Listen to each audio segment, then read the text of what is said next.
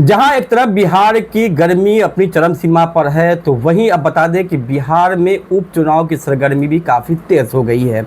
बात करेंगे बिहार के पटना यानी कि बांकीपुर विधानसभा की, जहां पे पहले से भाजपा के विधायक नितिन नवीन रहे हैं, लेकिन अब उन्हें दिल्ली बुला लिया गया है और वो सीट जो है खाली हो गई है। तो उपचुनाव की सरगर्मी जो है काफ़ी वहां की तेज़ हो गई है और अब देखना यह है कि वहां की सीट के पाले में जाती है। हालांकि भाजपा की सीट रही है तो भाजपा कहीं ना कहीं दमखम लगाएगी उस सीट को जीतने के लिए, लेकिन वही बात करें तो 2025 में कई विधानसभा की सीटों पर जो है जनसुराज की पार्टी भी चुनाव लड़ी थी और इस बार जो है बात करें बांकीपुर की, तो खुद जनसुराज के जो है संस्थापक प्रशांत किशोर वहां से चुनाव लड़ेंगे बांकीपुर से और मुकम्मल तैयारी कर रहे हैं। जहां बता दें कि 30 जुलाई को वहां उपचुनाव होना है और 3 अगस्त को वहां मतगणना है। इस खास बातचीत करने के लिए हमारे साथ दिलजीत जी हैं जो बातें करेंगे बांकीपुर को लेकर। बातें करते हैं दिलजीत जी, क्या लगता है बांकीपुर को लेकर बात करते हैं, जहां पे नितिन नवीन जो है भाजपा के विधायक रहे हैं, लेकिन अब उन्हें दिल्ली बुला लिया गया है। वो सीट जो है खाली हो गई है। वहां 30 जुलाई को चुनाव होना है, 3 अगस्त को जो है मतगणना है। क्या लगता है? मुकाबला दिलचस्प होगा जी, इसमें कोई दो राय नहीं है। आज ही अधिकृत रूप से जनसुराज के जो संस्थापक है प्रशांत किशोर, वो पार्टी के ओर से अधिकृत उम्मीदवार घोषित किए गए हैं। हालांकि इसका जो कयास था वो पहले से लगाया जा रहा था कि बांकीपुर उपचुनाव विधानसभा उपचुनाव में प्रशांत किशोर उम्मीदवार होंगे और इस पर आज मुहर लग गई है। तो निश्चित रूप से बांकीपुर का जो उपचुनाव है वो काफ़ी दिलचस्प होने जा रहा है। राजधानी पटना की वह सीट बांकीपुर विधानसभा जो बीजेपी का गढ़ माना जाता है और नितिन नवीन जो अभी बीजेपी के राष्ट्रीय सुप्रीमो बन गए हैं, राष्ट्रीय अध्यक्ष बन गए हैं और उन्हें राज्यसभा पार्टी के ओर से भेजा गया, जिसके कारण बांकीपुर का जो सीट है वो खाली हो गया। और खाली होने के बाद इलेक्शन कमीशन के द्वारा 2-3 दिन पहले ही नोटिफिकेशन जारी किया गया कि 30 जुलाई को वहाँ वोटिंग होंगे और 3 अगस्त को वहाँ पे रिजल्ट आएंगे। और इस बीच में सबसे पहला पार्टी जनसुराज है, जिन्होंने उम्मीदवार जो हैं वो प्रशांत किशोर, जो खुद पार्टी के फाउंडर हैं, पार्टी के संस्थापक है, सूत्रधार है।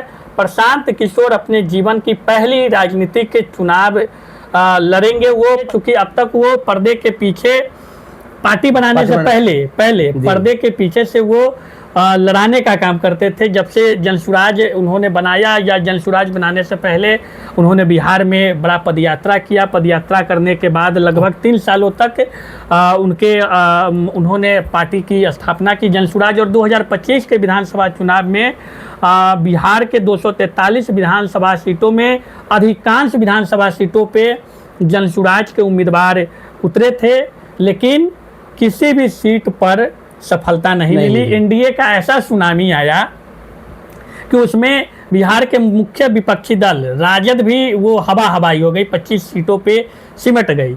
लेकिन अब प्रशांत किशोर जब चुनावी मैदान में वो खुद हैं, चूँकि ये पार्टी के द्वारा अधिकृत हो गए हैं, तो दिलचस्प होने जा रहा है। बांकीपुर उपचुनाव जो है वो रोमांचक मुकाबला वहाँ पे होगा, क्योंकि अभी तो न एनडीए की ओर से पार्टी के उम्मीदवार डिक्लेयर हो पाए हैं कि वहाँ पे उम्मीदवार कौन होंगे, या फिर महागठबंधन की ओर से कि वहाँ के उम्मीदवार कौन होंगे। हालांकि हम पहले भी आपको बताया कि बांकीपुर जो विधानसभा सीट है वो भाजपा की गढ़ है और नितिन नवीन 2025 के विधानसभा चुनाव में करीब 50,000 वोटों के अंतर से वो चुनाव जीते हैं। तो आप कह सकते हैं कि उनकी भी प्रतिष्ठा दांव पे होगी, क्योंकि उनकी सीट चुनौती दोनों के लिए है। दोनों के लिए, क्योंकि एक तरफ प्रशांत किशोर जी और चूंकि अब भाजपा की वो परंपरागत सीट है, तो भाजपा तो हर कीमत पे चाहेगी कि वो सीट हमारी थी और हमारी रहे, हमारे खाते में रहे। इसके लिए तमाम साम दाम दंड भेद राजनीति में जितने होते हैं वो सब अपनाया जाएगा। सत्ता चूंकि जिनके पास होती है, ऐसा कहा जाता है कि जिनके पास सत्ता होती है उनके पास हर तरह का हथकंडा मौजूद होता है, उनके लिए चुनाव थोड़ी आसान होती है। और हाल के दिनों में आप देखेंगे अभी एक चुनाव को छोड़ के जो अभी आरा बक्सर में एमएलसी का चुनाव हुआ, जहाँ पे राजद के कैंडिडेट वहाँ चुनाव जीते हैं, लेकिन अधिकांशतः जगहों पर यह देखा जाता है कि उपचुनाव में सत्ताधारी दल के जो उम्मीदवार होते हैं उनकी जीत होती है। लेकिन प्रशांत किशोर के मैदान में आने से वहाँ का जो मुकाबला है वो बड़ा दिलचस्प इस बार होगा, और चुनौती एनडीए को भी वो सीधी रूप से देंगे और महागठबंधन को भी, क्योंकि प्रशांत किशोर के घोषणा होने के बाद ही उन्होंने जिस प्रकार से बयान उनका आया है सामने, प्रशांत किशोर सीधा हमला, प्रशांत किशोर ने सीधा हमला बिहार के मुख्यमंत्री सम्राट चौधरी पे किए हैं, और बिहार की जनता को भी उन्होंने संबोधन में बताया है कि यदि जो अभी गतिविधि बिहार के अंदर चल रही है, जिस प्रकार से पेपर लीक का मामला हो, फेक एनकाउंटर का मामला हो, तमाम बातों पे उन्होंने अपनी प्रतिक्रिया दी है। उन्होंने कहा कि यदि बांकीपुर की सीट भाजपा वहाँ हारती है तो हम यह मानेंगे, ये प्रशांत किशोर ये कह रहे हैं कि हम यह मानेंगे कि बिहार की जनता जो है वो जागरूक है, बिहार की जनता बदलाव चाहती है, और यदि भाजपा की जीत फिर से होती है तो हम यह मानेंगे, प्रशांत किशोर ने इस बात को कहा कि हम यह मानेंगे कि भाजपा यदि वहाँ जीतती है तो बिहार के लोगों को, बिहार की जनता को, बांकीपुर की जनता को यही राज पसंद है जो सम्राट राज में हो रहा है। वो तमाम आरोप जो है मुख्यमंत्री पे लगाए हैं, तमाम विषयों पे अपनी प्रतिक्रिया दिए हैं।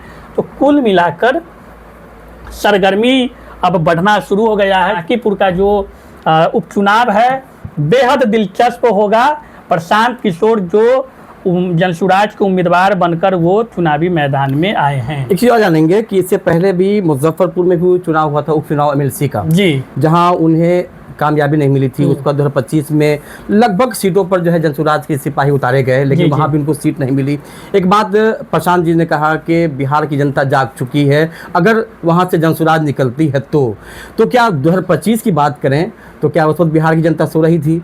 क्या उस वक्त बिहार की जनता आखिर क्या लगता है उस वक्त जो है, जबकि प्रशांत किशोर की बात करें तो प्रशांत किशोर जनहित की बात करते हैं, मुद्दों की बात करते हैं, रोजगार की बात करते हैं, पलायन की बात करते हैं, लेकिन उसके बाद भी अगर देखें तो 2025 में उन्हें जनता जो है नकार देती है, कबूल नहीं करती है, और पूरे सीट पर जो है एनडीए की जीत होती है। और जहाँ नितिन नवीन खुद वहाँ के विधायक रहे हैं, भाजपा सीट रहा है, तो क्या ऐसे में लगता है कि प्रशांत किशोर के लिए आसान मुकाबला होगा, चुनौती नहीं होगी? नहीं, क्योंकि चुनाव लड़ाना या पार्टी का दूसरा उम्मीदवार लड़ना और उनके लिए रणनीति बनाना वो अलग विषय होता है। आप स्वयं अगर चुनाव लड़ते हैं, आपकी जो अपनी क्षमता है और आप जो अपने लिए जो खुद को तैयार करते हैं उसका एक एफर्ट अलग होता है, उसकी एक नुमाइंदगी जो होती है ज़मीन पे वो अलग दिखती है। तो प्रशांत किशोर स्वयं रणनीतिकार कहे जाते हैं, चुनाव लड़ाने के माहिर माने जाते हैं। आपने ठीक कहा कि 2025 के बिहार विधानसभा में अधिकांशतः सीट जहां जहां उनके उम्मीदवार चुनाव लड़े उन सब सीटों पे वो चुनाव हार गए। अब यह कैसे उम्मीद कर सकते हैं कि प्रशांत किशोर बांकीपुर के उपचुनाव जीत पाएंगे? आपका कहना बिल्कुल सही है, लेकिन यह प्रशांत किशोर स्वयं चुनाव लड़ रहे हैं। हाँ, ये भी हम मानते हैं कि जब उनके प्रत्याशी उम्मीदवार भी चुनाव लड़ रहे थे तो उनके पीछे भी प्रशांत किशोर ही चेहरा थे।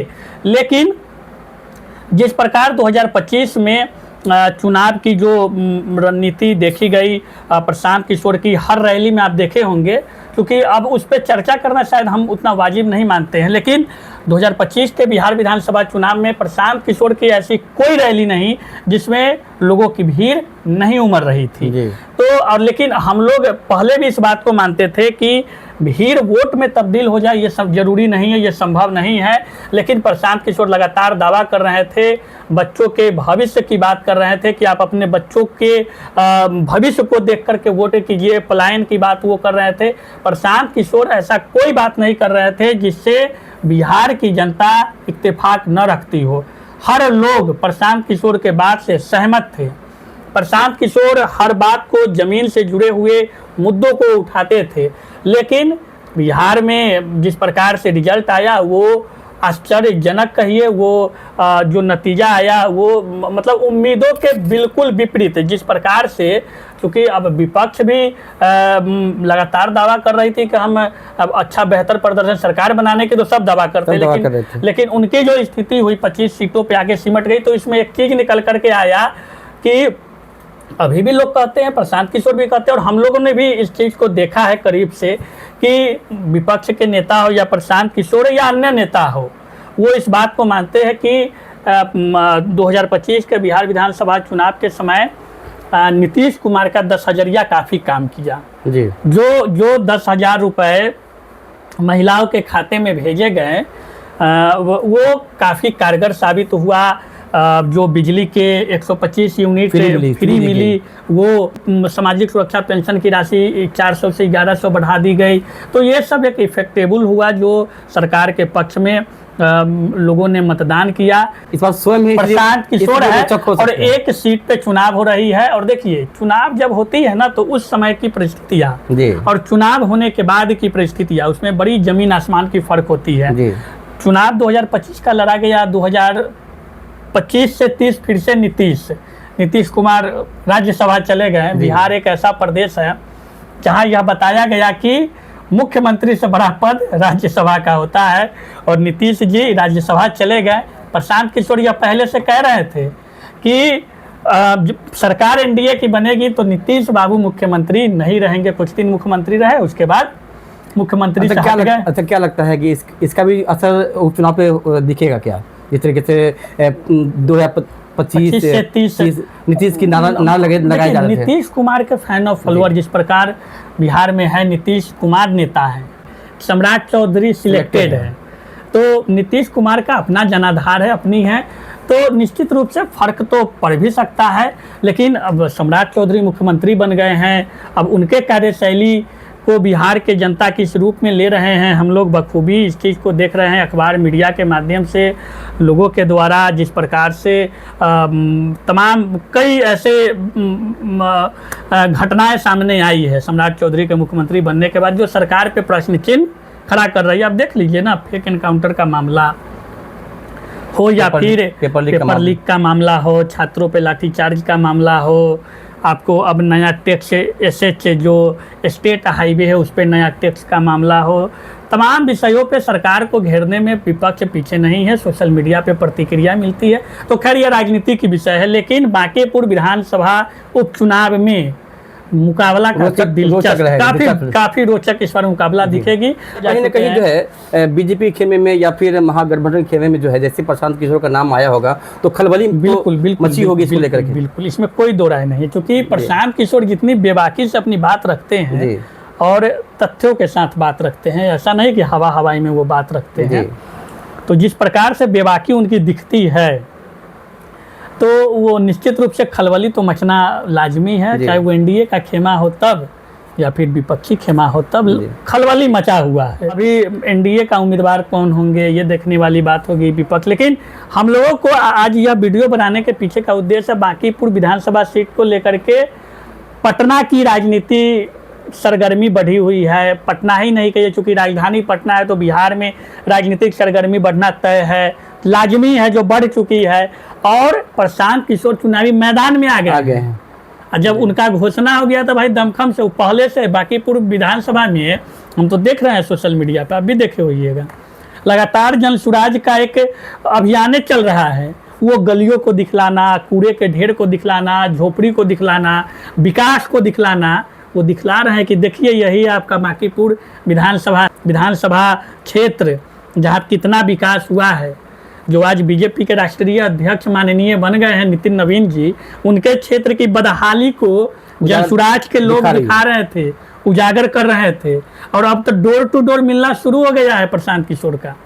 तो मुकाबला काफ़ी दिलचस्प होगा उपचुनाव को लेकर के, और लड़ाई जबरदस्त मामला टसल रहेगा, टसल का मामला, इसमें कोई दो राय नहीं। तो ऐसे बात कर रहा था पटना की राजधानी पटना जिले के बांकीपुर विधानसभा क्षेत्र की मामला जो है टसल का होगा। सुराज के खुद जो संस्थापक है वो मैदान में आ चुके हैं, तो कहीं ना कहीं जो है दोनों खेमे में जो है खलबली तो मची होगी, क्योंकि प्रशांत किशोर खुद चेहरा बनकर सामने आ गए हैं। तो ऐसे में बात अब देखना यह है कि अब 30 जुलाई को किस तरह से मतदान होते हैं और 3 अगस्त को क्या कोई रिजल्ट आता है।